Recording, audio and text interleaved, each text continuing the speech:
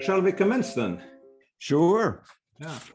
Well, let's take up Aquinas first then. And one quote that I wrote down from the book is that pre-modern wisdom begins with the consciousness of the whole. And and this is where the very interesting, thought-provoking quote from David Bohm came in, that I'm proposing a postmodern physics which begins with a whole. And exactly. Yeah. And yes, I mean, I was trained as economist. And oh, were you? Yeah, had I stayed that way, this conversation would never have happened. It is you mean economists don't begin with the whole? It's improbable as it is, but so I've been interested in these things for like let's say I bought Richard Tarnas's book a bit more than 2 years ago. Since then I've I've taken a systematic interest towards these matters, obviously under the influence of Rupert a great deal. And I somehow feel that Thomas Aquinas is very important at our current juncture, and that's how I would open this this interview. That and from the book that I understand that you pretty much hold the same opinion, that Aquinas is important. Well, I do. And why? And the pre-modern consciousness, not just Aquinas, but even Hildegard and Bingen, because they begin with the cosmos. They don't begin with the human. And of course, modern consciousness always begins with us. You know, I think, therefore I am. You know, no, I mean, what could be stupider than that? We are, because 13.8 billion years of history have made us possible, and all that is what makes us who we are.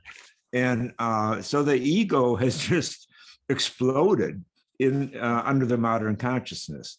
And this is a price we're paying, I think, for the ecological disaster today, that we're still beginning with ourselves. You know, what's in it for me? And, you know, we have to relearn the lessons that these pre-moderns learn. And by pre-modern, I include indigenous people. I do a lot of work with indigenous people, and they bless me with their consciousness of the whole. They talk about all our relations. That's a very important phrase for them every time they pray, the Lakota people, Homotakiaki, all our relations. That's how they begin their consciousness. Well, that's how Aquinas begins. And as you point out, this is what David Bohm, this great postmodern physicist, has said. I'm a postmodern physicist who begins with the whole. The modern age began with the part. And that's not a total loss, of course. We've gone deeper because we have gone into specialization and parts, but now we're paying the price for that with the ecological collapse brought about by us. And so there's such a relation between the postmodern consciousness that David Bohm talks about and pre-modern consciousness. So Aquinas says that the greatest thing in the universe is not the human. The greatest thing in the universe is the universe itself. That's beginning with the whole. And Hildegard of Bingen, who preceded him by about 50 years in Germany, in the West, she paints the cosmos all the time. She's always talking about the microcosm and the macrocosm. We are a microcosm within the macrocosm. She talks about the web of creation. Well, that's a term that ecologists are using now, but she was using it 800 years ago. She said we are part of a web.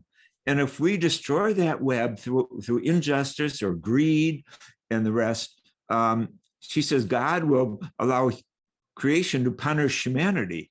I think that's exactly what's going on. We've ignored the whole, and look what's happening. So, but then again, the new cosmology is, of course, giving us a whole new perspective on the whole, all new excitement. Even the sending of the Webb telescope into the sky is about looking for the whole. And so there's this new vitality and energy around cosmology, which is the whole.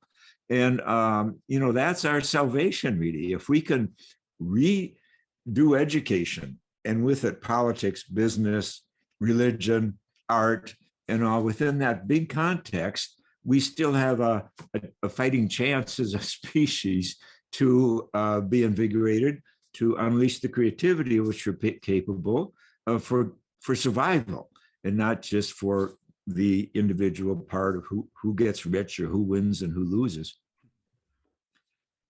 It's another interesting. I hadn't, because of my, as I told, my background in these matters is fairly shallow. I hadn't heard of Thomas Berry before, but so there was a little quote from him that I found very interesting: that ecology is a functional cosmology. Exactly. What is that? It's ecology is the local. It's kind of our neighborhood, our hood. Okay. It's the neighborhood. So the Earth is a piece of something greater. Obviously, the Earth is only 4.5 billion years old, and so it was a child of the universe itself. And but Berry, who's a wonderful thinker and a wonderful human being, he insists that the only way to recover a sense of the sacred is to recover a sense of the whole, and that of the sacredness of the universe itself. That is, well, the language I would use is the primary sacrament is the universe itself. And the universe has birthed all these other beings that we're discovering daily, 2 trillion galaxies now, each with hundreds of billions of stars. And we're just one tiny planet, but a very special one, at just the right distance from our own star, from the sun. And here we are trying our best to destroy it. It's unfathomable, really, that I mean, no species fouls its nest and destroys its habitat on which we survive as efficiently as humans are doing and have done for our 300,000 years on the planet. So it's a wake-up call. Yeah. Could you please just brief, as I said, my objective is to give a kind of broad overview to the readers, which like general audience who have we cannot presuppose any. What was Aquinas' time like? There was a reference in your book, or phrase your book, that was a first Renaissance, and what was Aquinas' time like, and what were the key problems that he was wrestling with, and to what extent are they similar? Well, we touched that already slightly today, but I'd like to come back to that. So Aquinas and this time. Well, there was a lot going on, of course, and in the 12th century, of course, Europe warmed up in the early 12th century because the currents in the ocean, the Atlantic Ocean, shifted. And this warmed Europe up, and this made a huge difference. It really brought down the feudal system, because the feudal system, there was a very short growing season in the middle, in what we call the Dark Ages, because it was so cold and so forth. But when the climate changed, which is really what did it, and became warmer, well, then you had longer growing season and you had larger families. But this broke the feudal system up because there wasn't enough work for the young people. So there was a current from the young, and to make a long story short, feudalism broke up, and the young fled to the towns and flooded them. They became cities almost overnight. And you had this revolution in education where the monastic system that had been educating people for centuries, and we have to give them some credit for that. Nevertheless, it was so allied and tied to the feudal system, the land, that it didn't respond at all religiously or educationally to the needs of people in the cities. So you had the invention of the university.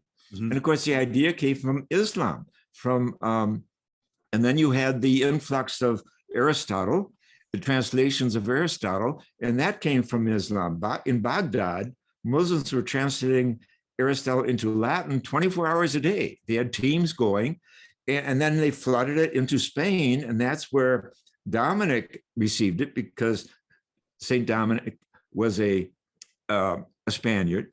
And then Thomas Aquinas came along, the second generation of Dominicans, And he was thrilled with Aristotle. He spent his whole life interacting with Aristotle. He wrote 10 books about Aristotle, replying to all of his books, and not one book on Plato. And he says, why? He says, Aristotle does not denigrate nature, so or the body or matter. He does not denigrate matter. And for that very reason, then, there was this huge clash, because the Christian theology had been following Plato for like 7 centuries.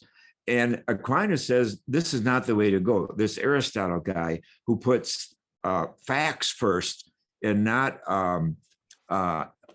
dreams of of dreams, like the cave dream and all that. He said that this is the way to go. And he was very, very radical in his day. He was condemned 3 times after he died, precisely about what was called the consubstantiality of body and soul. In other words, spirit and matter go together. Here's an example. Augustine in the 4th century, who followed Plato, the Neoplatonists, he said, spirit is whatever is not matter. Mm-hmm. They can't get any more dualistic than that. Right. Aquinas said the opposite. He said, spirit is a elan in everything, in a blade of grass, in a horse, in a tree, and in our bodies.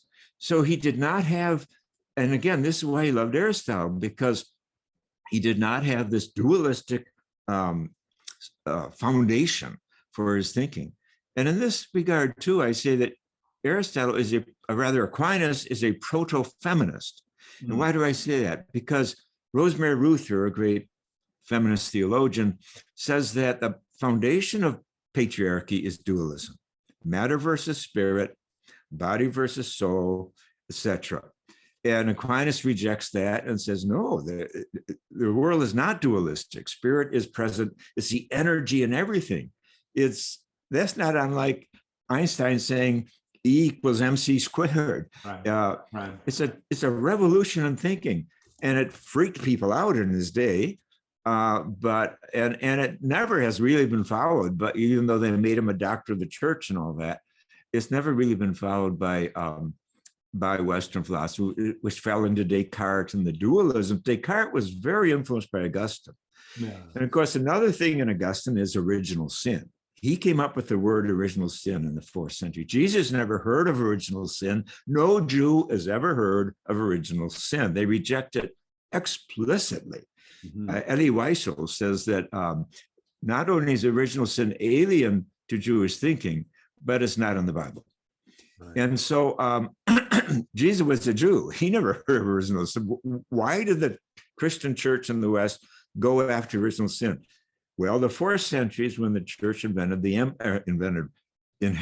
empire. Mm-hmm. If you're going to run an empire, original sin is a great idea, because it gets everyone feeling bad about themselves and confused by why they're here. And it gets them in line then to follow the orders that come from above. So original blessing is what, read Genesis 1. It doesn't say a word about sin. It's all about everything's good. The light is good. The animals are good. The plants are good. When humans come along, the whole thing is called very good. And the word in Hebrew there in the Bible can also be translated very beautiful. Mm-hmm. Good and beautiful are the same words in Genesis 1. And so it's just amazing to me. The way I put it is, I think that 98% of Christian theologians have had their first page of their Bible ripped out by somebody, because they want to jump right into sin, and they don't absorb the gift that the universe has been to us. And that's what Genesis 1 is all about. It's really very evolutionary when you read it in the context of today's evolution. It doesn't have the whole picture, but at least it's a sense of history and not of a freezing of nature. And in the Jewish consciousness, creation is not yesterday.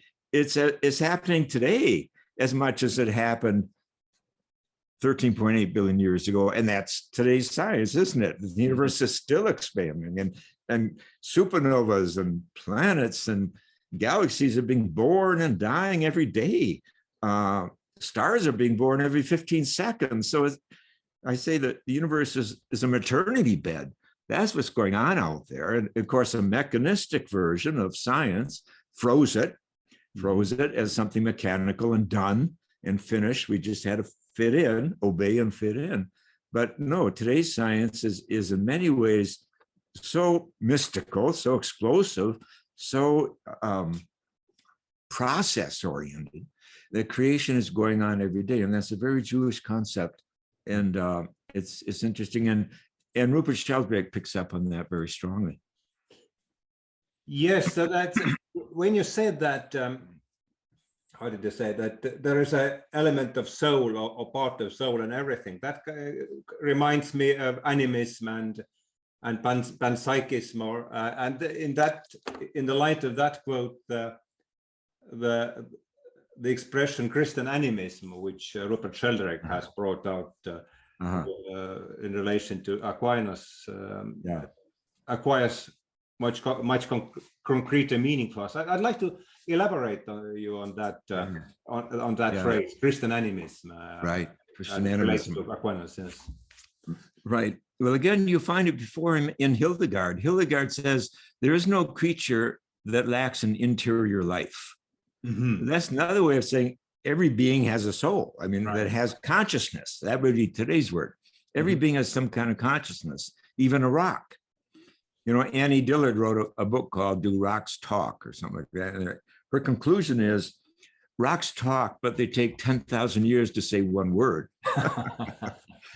So you have to be a little bit patient. But I like that. But that's animism. And Aquinas says that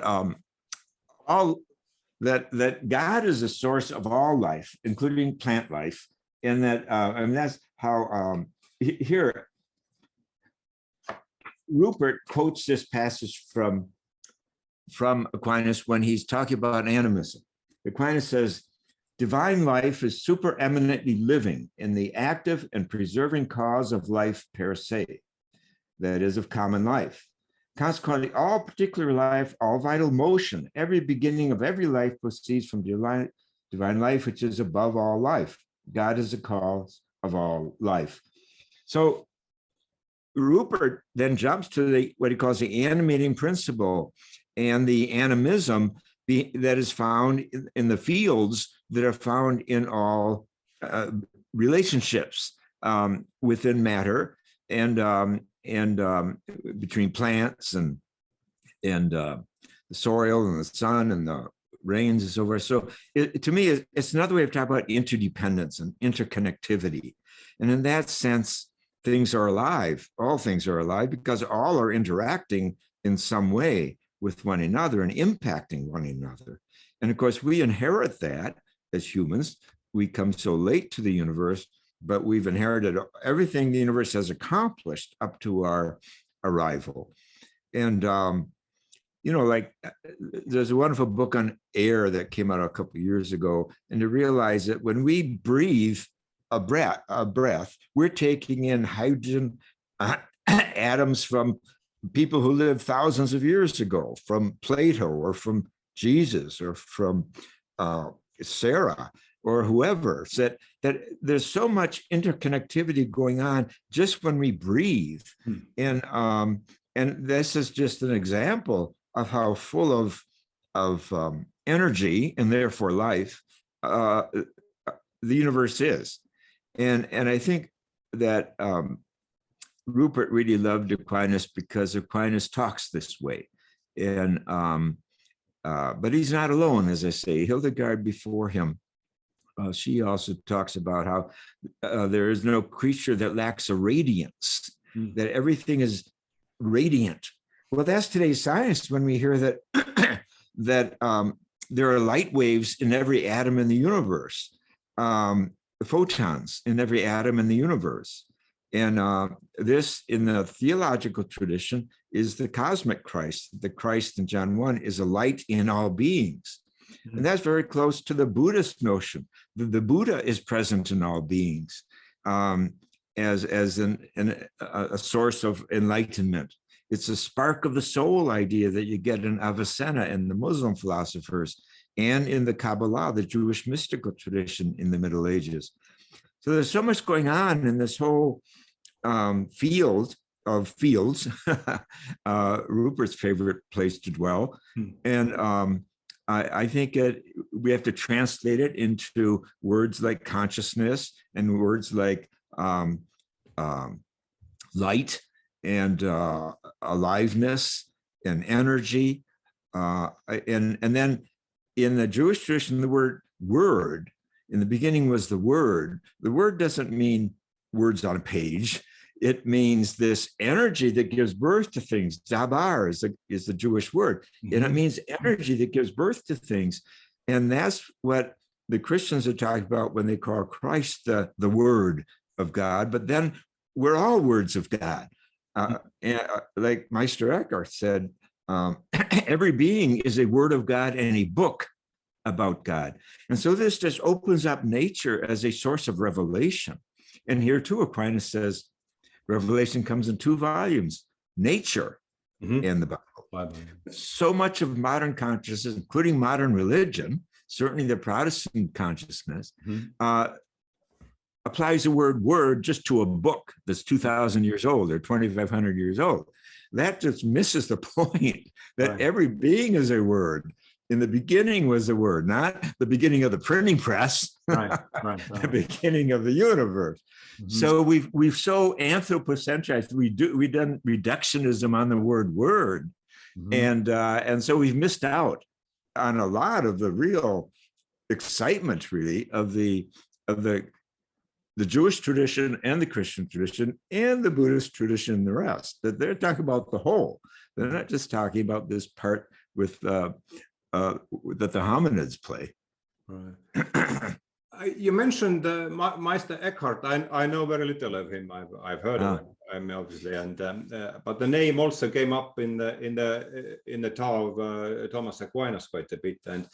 And one note that I made from there is that, let me just find it. Okay, yeah, among those influenced by Eckhart directly, and there's a whole list of them, and hence by Aquinas indirectly, are Carl Jung and Karl Marx.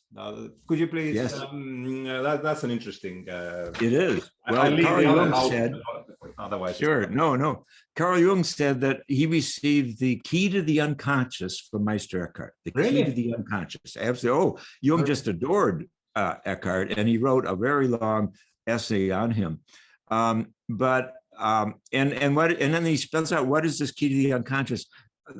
Eckhart invented 2 words in German. He invented many words in German. He's one of the founders of the German language.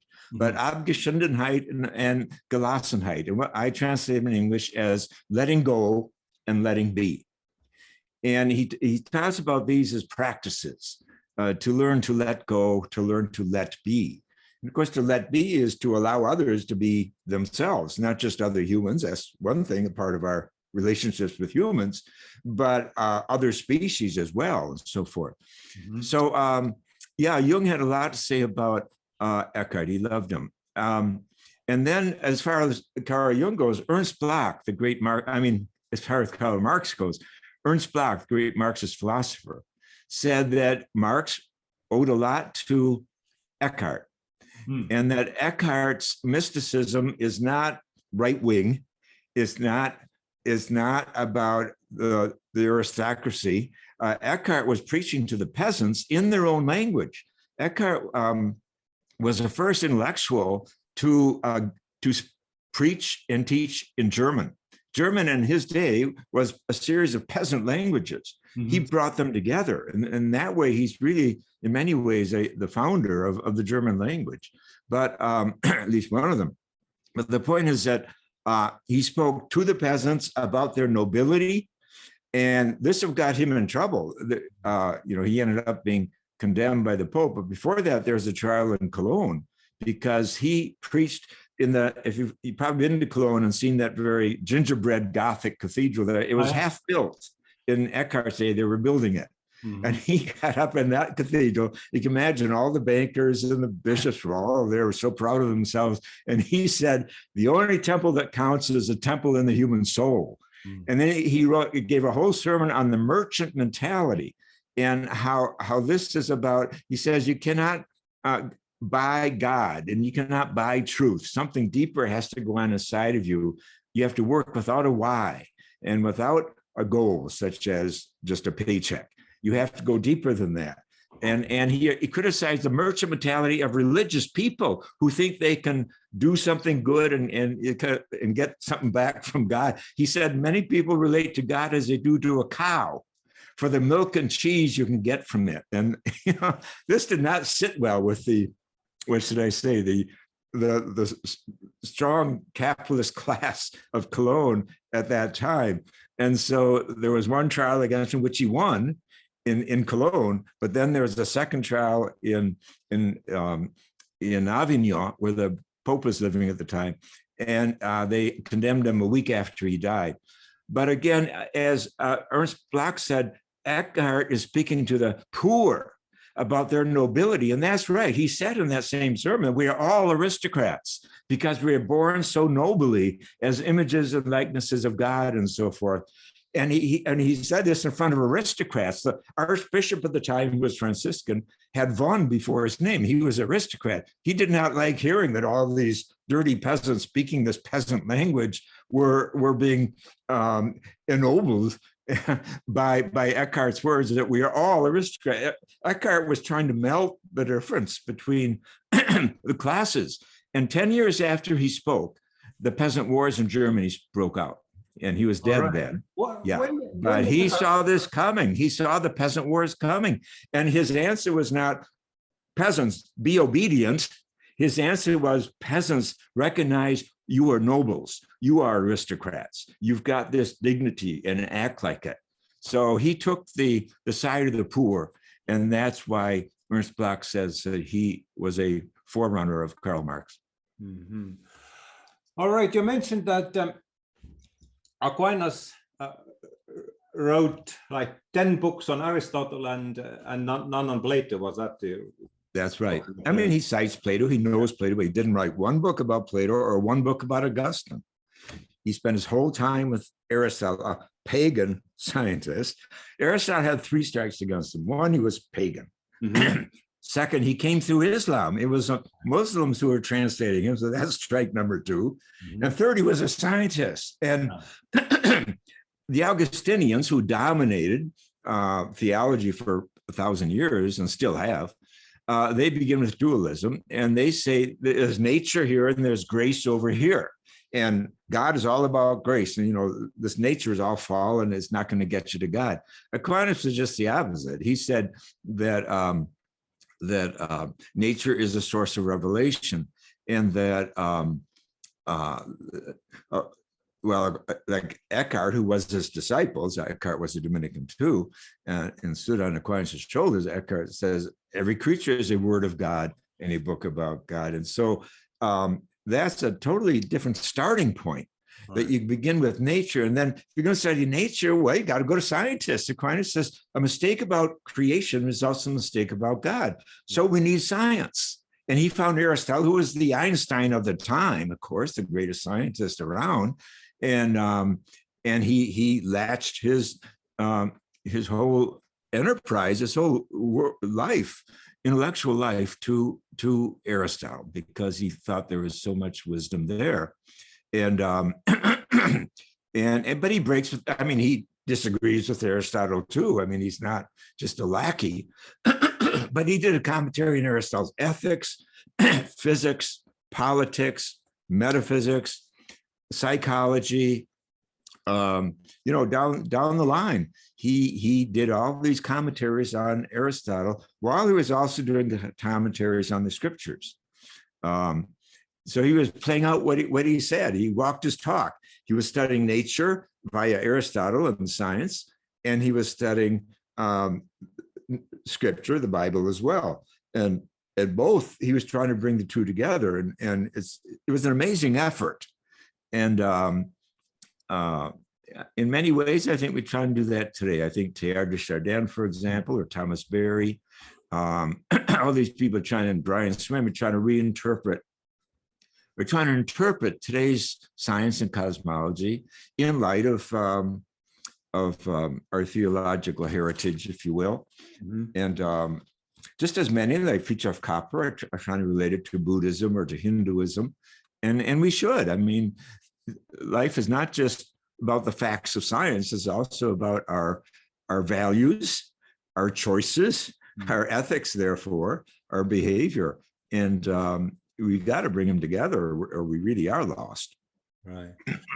So we mentioned already Descartes and so Luther and Descartes bring Plato back in a sense. Do you agree with that? And how do you see their place against this trend that comes from Aquinas now, which emphasizes on Aristotle? Yeah. Well, the key to Luther is Augustine. Remember, Luther was an Augustinian monk, and Augustine was a conduit for Plato entering the Christian consciousness so strongly. And again, Augustine said, spirit is whatever is not matter. And he also said that man, but not woman, is made in the image and likeness of God. So there's a radical sexism in Augustine that Western Christianity has never gotten over, although, again, Aquinas and Julian of Norwich and Eckhart fought it head on. For example, Eckhart said,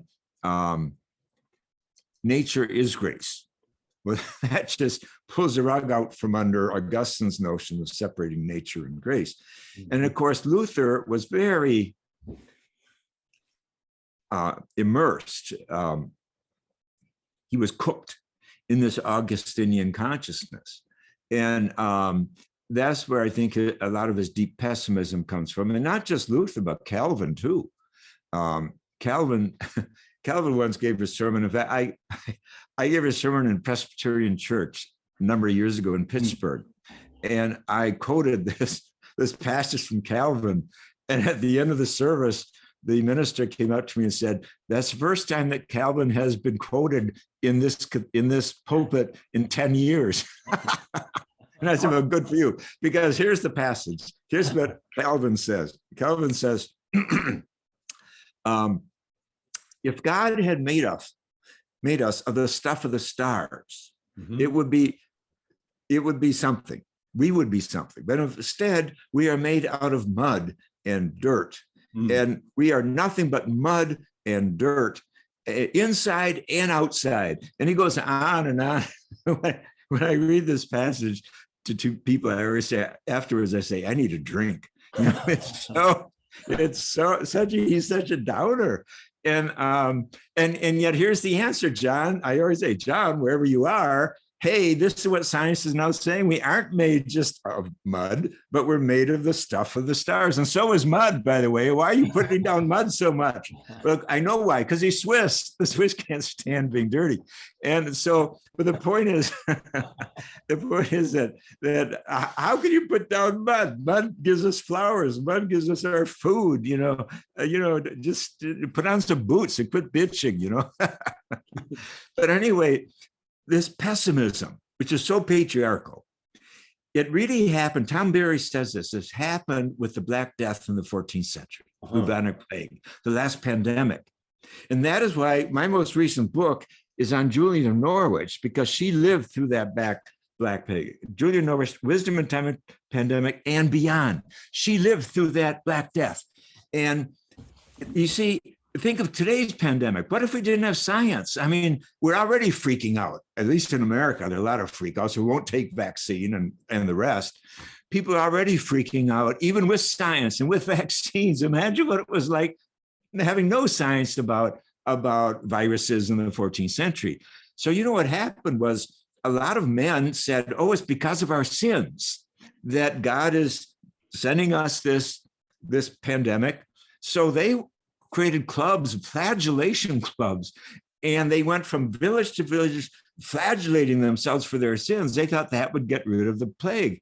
And it was so popular that the Pope had to intervene and say, chill, this is not going to accomplish it.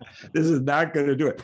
Well, Julian lived through this whole thing. She was 7 when the plague hit for the first time in 1342, I think it was. And, or 1349, she was born in 1342. And then her whole life long, she lived into her 80s. It kept coming back in waves, you see. And what happened was people freaked out. There was the flagellation. There was also anti-Semitism rose to a whole new level. It was the Jews' fault. So a lot of Jews had to fled England at the time because the anti-Semitism was so strong, and went to Europe, even though the plague was there too, but they felt they might get a better deal as Jews and so on. But Julian was absolutely grounded. She was thoroughly imbued in Eckhart and Aquinas's and Hildegard's creation theology. And she says things like, God is a goodness in all things, and nature is God.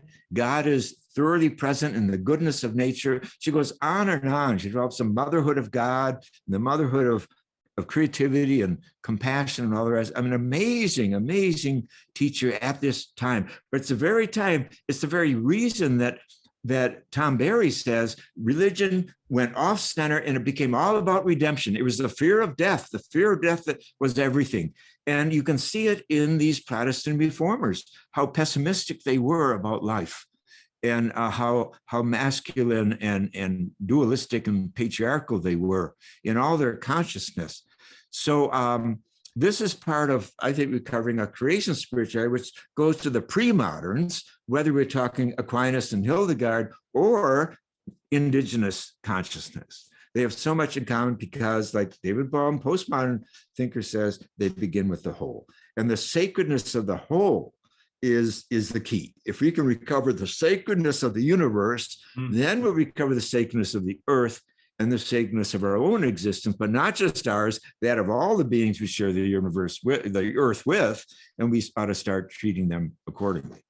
Yeah, well, that has been the common theme of all the conversations I've had in the last year or so, more than that. The idea of the sacredness has to somehow be brought back, I think. Yes.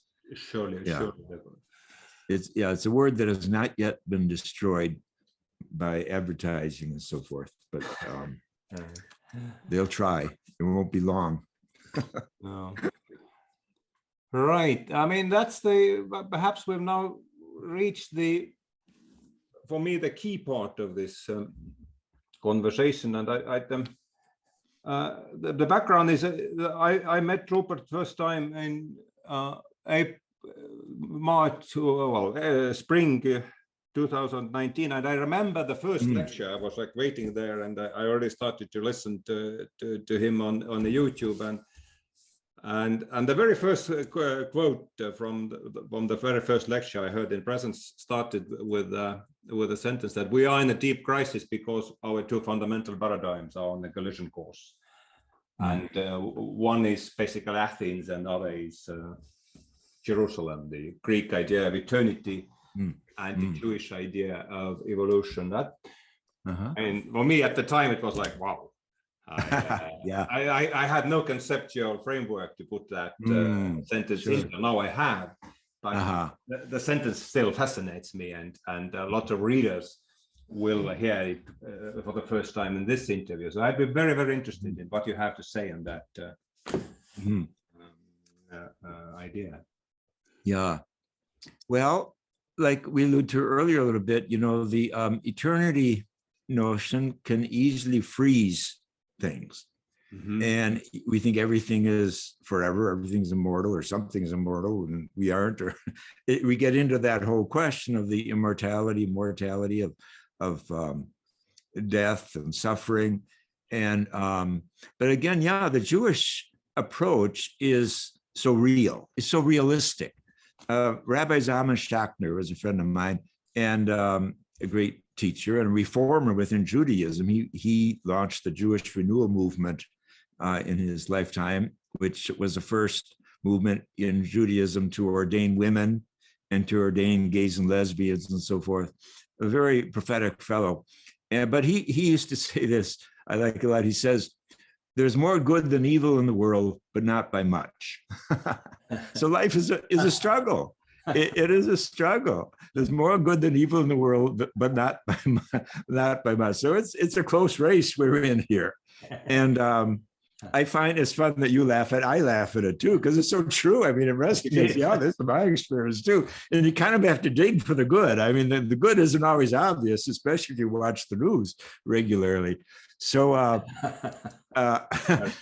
there's a realism to Judaism that I find very authentic and truthful, really. And then you look at Jesus' story, you know, there's a lot of good there and a lot of beauty and a lot of what should I say, upset people.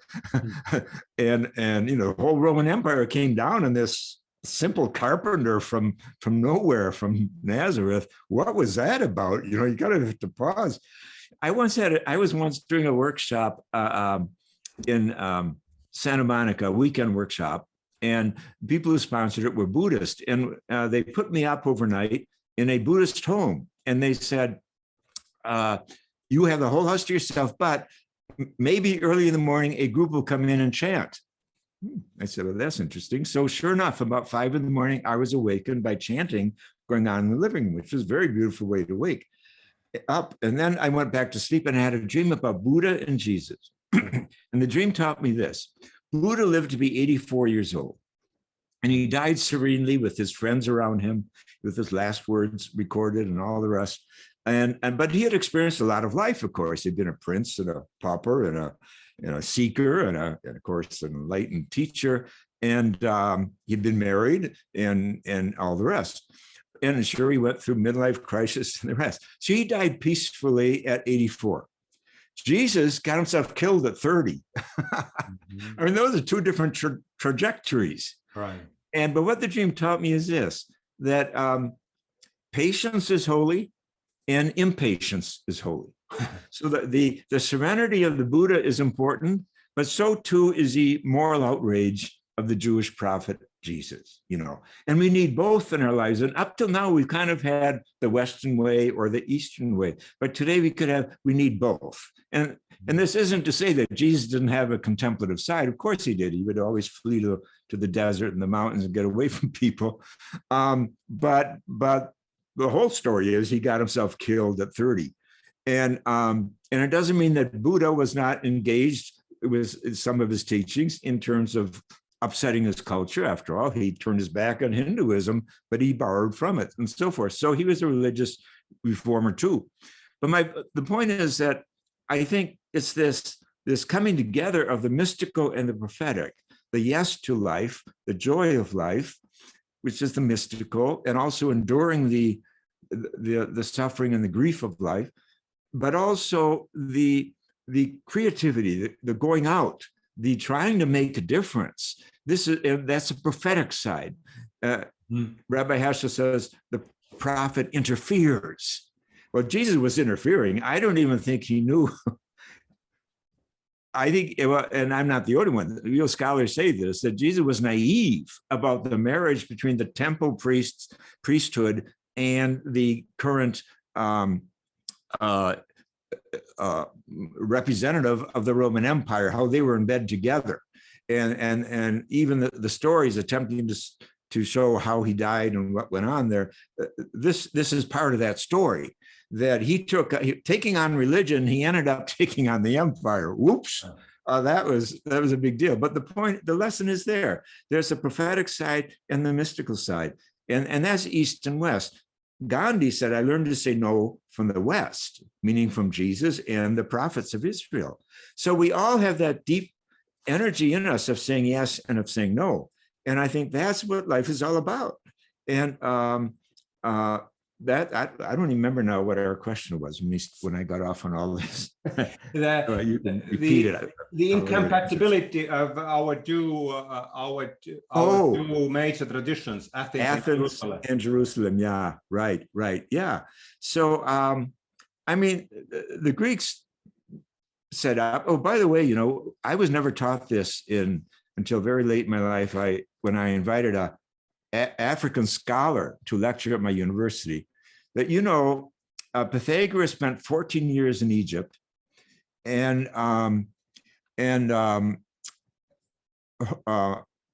Homer spent, I think, 12 years in Egypt. The point is that, and now there's been research showing that Mongolian indigenous people went to Athens and taught in Athens before Plato's time.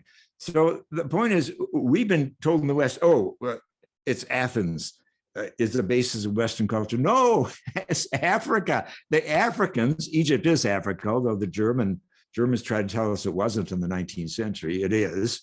So the Western culture stands on pillars of Africa and Athens, and even Mongolian indigenous wisdom. So we have a broader substructure than we've been told by our, what should I say, our white European interpretation of history. I was blown away, like you were, by Rupert, and I love Rupert, and he blows me away too. But I was blown away when I heard this. His name is Malesi Afanti, A-F-A-N-T-I. He's a real African scholar who last I heard he was teaching at Temple University. But when he told me that, or gave this lecture, I almost fell out of my seat. No one had, and I'd taken courses on Western history and all that, and, you know, ancient history, they called it. They never mentioned that Homer and Pythagoras spent their formative years in Africa, i.e. Egypt. So this is part of the racism that's baked into our consciousness, and we just have to, you know, recognize it and move beyond it. And so anyway, so what I'm saying is, we want to give credit to the Greeks for their ethics, for their sense of morality, and Aristotle lays it out wonderfully, and justice. But the concept of justice, Maat, in Egypt, M-A-A-T, is integral to the understanding of justice in Aristotle and even in Plato. That again, this is not the only civilization that has deduced that justice is the way you survive as a people. Mm-hmm. And but you know, I give Aquinas credit too. You know, he's the one who came up with the term the common good. Mm-hmm. Now he got it from Aristotle, but no one really played with it in the West until Aquinas came along. Pardon me. And of course, that's become a basis of Western jurisprudence. So Aquinas' social consciousness, his sense of conscience. When I grew up and went to a public high school in America, I heard that Luther invented conscience. And I said, gee, that's neat, good for Luther. But then when I studied Aquinas years later, Aquinas, 500 years before Luther, says things like, you must always obey your conscience, even if that means disobeying others, including superiors. So he goes on and on about conscience. And no one had told me this. Even in my training as a Dominican, we didn't study conscience in Aquinas. But he has a lot to say about conscience. So, but there is this, that the Jewish sense of consciousness and morality, I think, and behavior. In fact, I've seen real Jewish scholars say that Judaism is less a religion.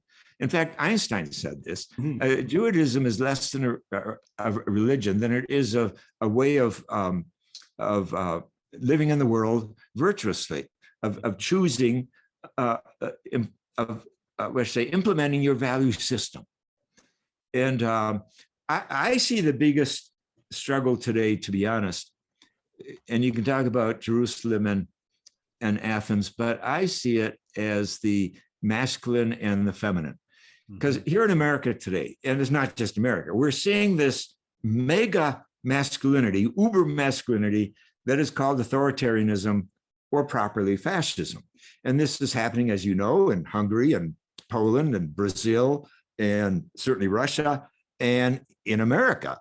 Mm-hmm. And so I see that as really the foundational thing, because I think masculinity has been out of control for centuries. And I think it's about the reptilian brain being unbridled. And I think the return of the feminine through the women's movement and so forth is absolutely essential today. So I would ask the question, both Athens and Jerusalem, where do you stand on the all-important topic of the sacred masculine and the divine feminine? What can you teach us about that? Mm-hmm. And of course, in Israel and Judaism, wisdom, Chokmah, is feminine, and in Greek too, Sophia is feminine. So that the wisdom thing, we need wisdom. We have enough knowledge. Thomas Berry says most of the destruction of the planet is happening at the hands of people with PhDs. We've got the knowledge, and that's what's killing things. We don't have the wisdom. We don't have and the wisdom is about the whole. Mm-hmm. And we're not seeing the relationship of all things. And we can tear down a rainforest in a day today, mm-hmm. that it took nature 10,000 years to produce, right, and could not be repeated. So that's where we're at, where the reptilian brain is unleashed, and the mammal brain, which is the compassionate brain, the brain of kinship, this is underdeveloped. And this is why I think all the great spiritual teachers of the world, whether you're talking the Dalai Lama or Buddha or Lao Tzu or Jesus or Isaiah or Muhammad, they're all talking about compassion. They're all calling us to compassion. In the Quran, by far the most common adjective for God is God, the compassionate one, Allah, the compassionate one. And of course, Jesus said, be you compassionate, and like God is compassionate. And the Dalai Lama says, we can do away with all religion, but we can't do away with compassion. Compassion is my religion. So there is a consensus in our spiritual traditions around the world that compassion, which is about living out our interdependence, both the joy and celebration of being here together and differently, and the relief of suffering and pain and the work for justice, therefore. This, I think, is what spiritual traditions have to offer. And so I ask them, what do you know about compassion? Bring it to the table. We're not fighting each other. You're Buddhist, teach me compassion. You're a Jew, teach me compassion. You're a Christian, show us your compassion. Black Elk, Indigenous, show us where compassion plays out in your culture. And that's the future of our species if we have one. Right.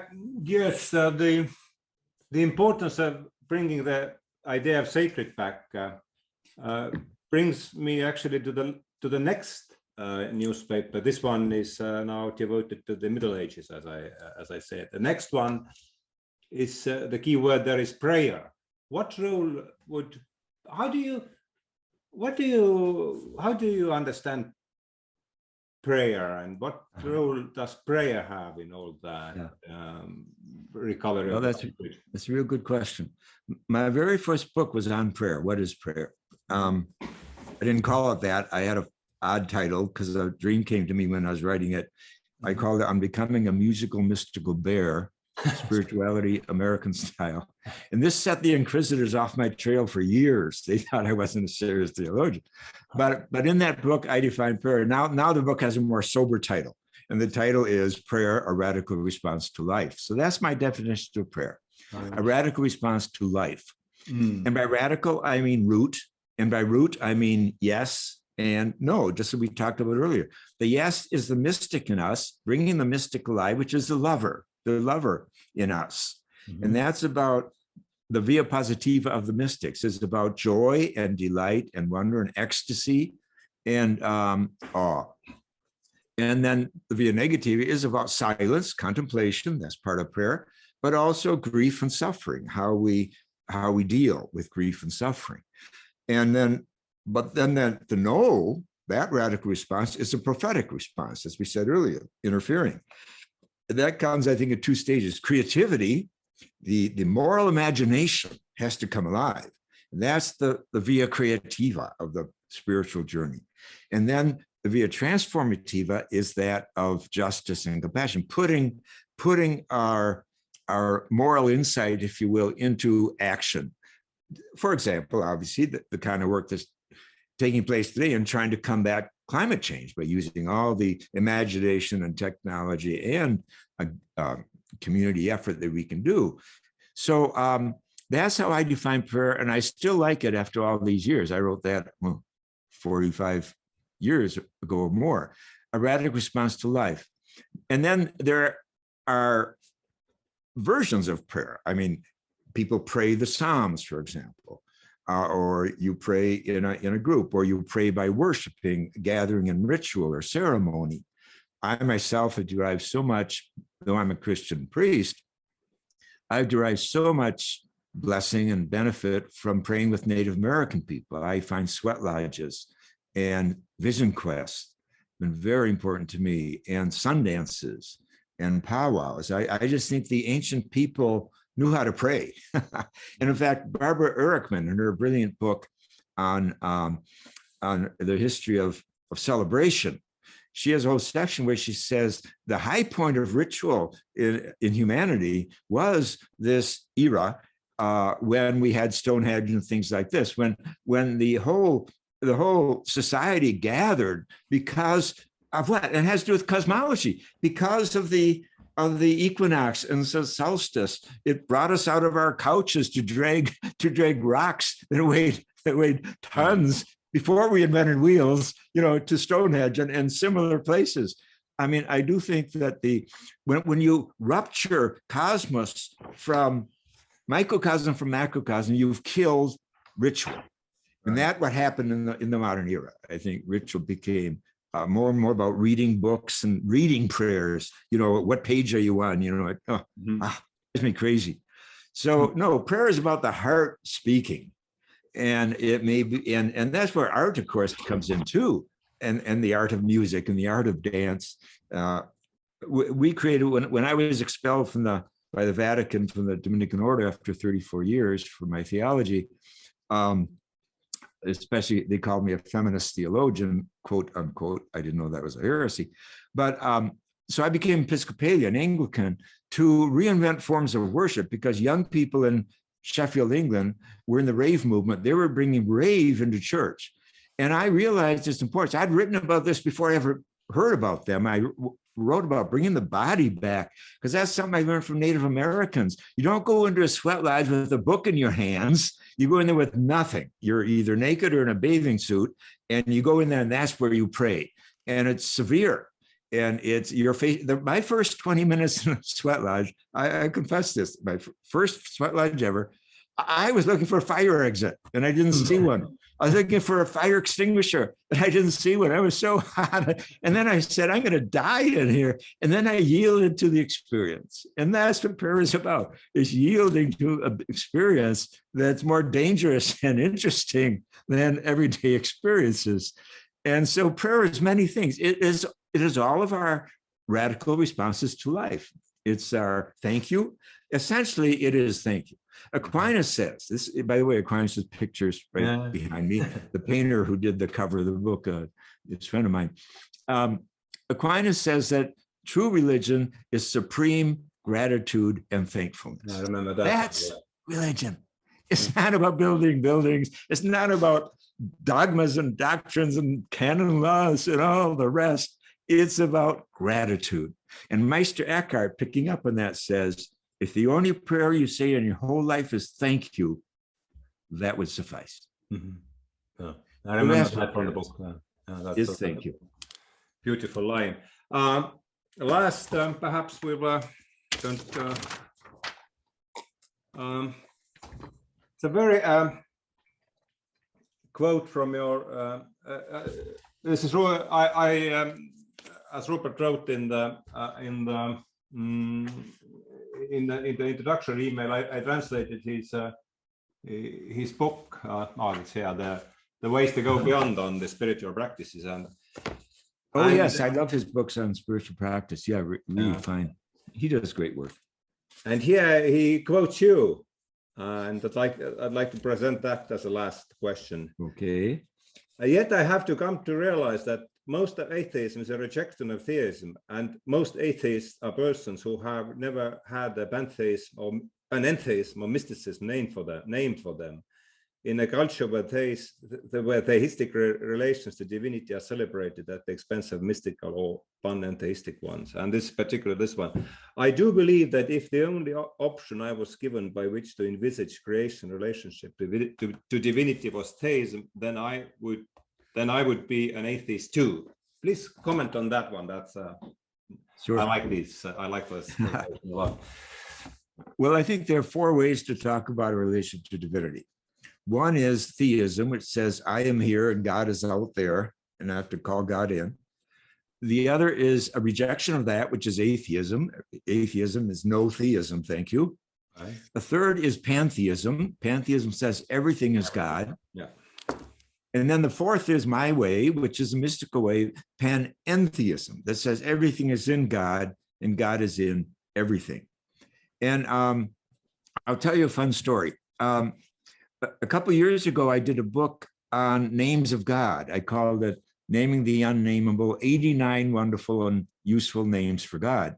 And I draw in there a lot from science, not exclusively, but names like energy or, of course, life and the intelligence of the universe. And one scientist called God the intelligence of the earth and so forth, but also beauty and love and justice and all these other names, including the feminine names, Kuan Yin, who's over my right shoulder here and so forth. But I was invited to preach at a Unitarian church in Spokane, Washington, to do two sermons back to back with a break in between at this church in Spokane, Washington, the Unitarians. And they asked me to talk about that book. So I was talking, of course, I know with Unitarians, there's always a certain percentage who are who call themselves atheists. So I talked about these different names for God today and from the past. And then I said, now I want to speak to the atheists who are here. I want to tell you, don't be a stupid atheist. I said, a stupid atheist spends their time rejecting a 17th century, an 18th century, and a 19th century God. You're too smart for that. Mm-hmm. Don't embarrass yourself. I said, reject these 21st century names of God. And then there was a break after the service and I was signing books and a man comes up to me and he says, he's about 40, 42. He said, I came to church an atheist this morning and I'm not an atheist anymore. I said, really? I said, you weren't very devoted to your atheism to drop it after a 25-minute sermon. Well, he said, you hit me. It was a bullseye. It just hit me. I have spent my whole life rejecting a 19th century God. And those other names you had, those were, those are something I want to chase after, he said. So I thought it was a very funny experience, but very real. It's what I was saying there, that so much religion is for 12-year-olds. I'm sorry. And I talked about that in my first book on prayer, that in Tom Sawyer and Huckleberry Finn, they had this thing going one day where I think it was Huckleberry Finn said, I prayed to God for fish hooks and a fishing pole, and all I got was a fishing pole, so I'm giving up on God. So he became an atheist at 12 because he didn't get both of his intentions, you see. So I just think a lot of religion kind of echoes Santa Claus in the sky and that kind of thing. And it's so immature, and so I think that I've met some wonderful atheists, and I love to have dialogues with atheists. And the key is, a good atheist is a good human being. Same with a good Christian or a good Buddhist, and we share values of justice and of courage and of beauty and all the rest that matter. And of course, these are names for God, traditionally speaking. Before the modern consciousness, beauty was a name for God. Aquinas says God is pulcherrimos, the most beautiful thing in the universe, and all beings participate in the divine beauty. So God is beauty, and Eckhart picks up on that and so forth. So we've lost so many. We've narrowed God down to this little thing that we can control. And then we say, let's come to church and worship it. No, divinity is always flowing. That's the Jewish dimension, as you say, of evolution. The idea that God is light, I think, is very provocative and important. You know, that science is now saying that matter is frozen light. Yeah, so this ends dualism, because light is the prominent synonym for divinity around the world and all the world religions. So that ends dualism. Oh, matter and spirit are together. It's light, incarnated light, and not yet incarnated light. So I just think there's so many ways to talk about divinity, and therefore about atheism. And again, rejecting theism is not the end of the road at all. I think for many, it can be the beginning of a much deeper spiritual life. Father Bede Griffiths, who was very important to Rupert Sheldrake, they lived together in India for a while. He used to say that many people do not experience God until they experience despair, that they have to go through this breakdown. And of course, that is very true. I know of many alcoholics and so forth that I've met, AA people, that their first experience of spirit is after there's been some kind of big breakdown.